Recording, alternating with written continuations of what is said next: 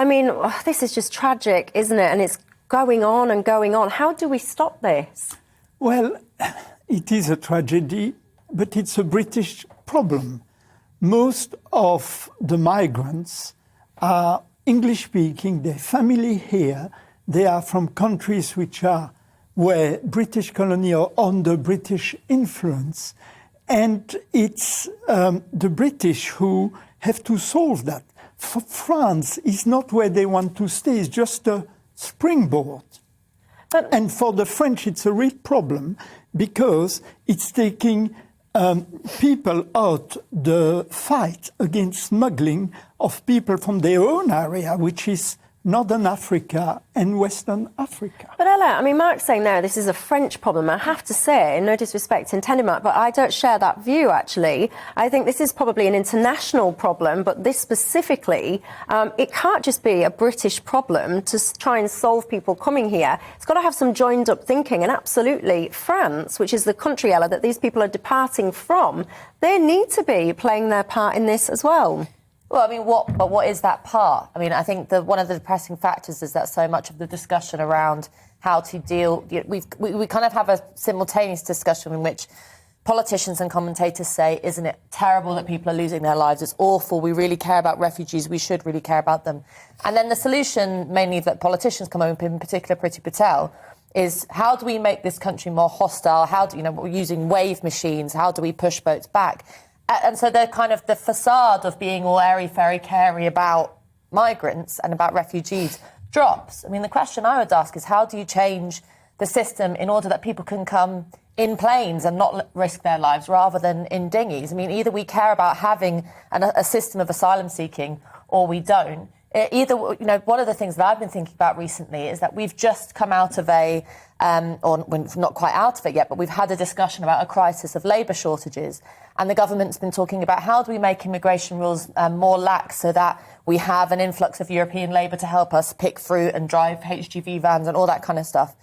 And yet there seems to be a real hostility to allowing Iraqis or Afghanis or Syrians or Libyans to come and do that. There's a division between good and bad migrants, good and bad, and it often takes, unfortunately, quasi-racist lines. And so I think our whole way in which we talk about immigration is rather screwed up. And, the sharp end of it is that we're watching people die. And it's all very well, all of us saying it's a terrible thing. It is a terrible thing. But there has to be a wider discussion about the system of immigration and asylum seeking in this country, or we're going to continue to watch people die in the Channel. And surely that's not what we want.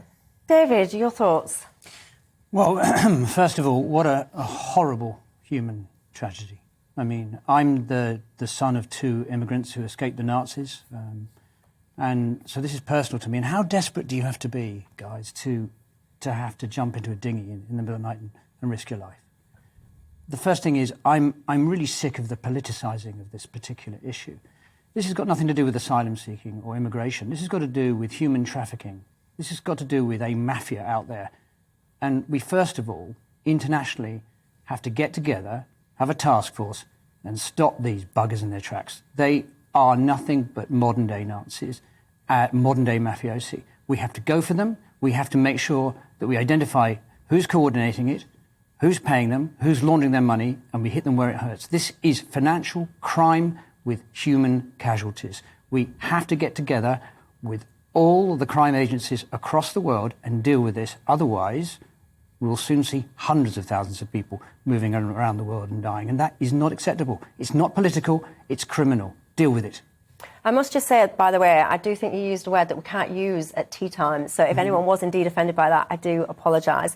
I share the sentiments that, of course, we need to look at asylum more broadly and how we manage that. But that's fine. But there is a real-time situation, an urgent, desperate situation that needs to be stopped right in the here and right now. Because, this whole kind of tough talk that the government, you're mentioning some of the examples of what Priti Patel does, it's not achieving anything. The money that we're sending over to France in its tens of millions is not achieving anything. And there is a need to do something. Now, you talk about wave machines, and it's when you sit here, and it's the problem that we've got today is we're having this conversation under the shadow of the awful, as David just said, the awful human tragedy. So, of course, that changes the dynamic of the sentiment of the conversation somewhat. But nonetheless, nonetheless, we do have to be proactive, I would say, at protecting the border, at pushing back people that want to make illegal crossings here. As often economic migrants, we have to have better legal routes for people to be able to do that. But in the here and now, we have to have proactive government decisions and action to stop it. And I agree. And I think that one of the problems we have is that you have a government that likes to talk tough about borders and, particularly in relation to the discussion about Brexit.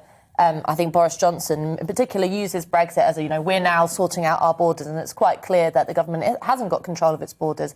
I'm someone who wants a very liberal and open approach to borders. I want far more people to be able to come into this country, whether they're asylum seekers, whether they're migrants. I think that, immigration is in itself a good.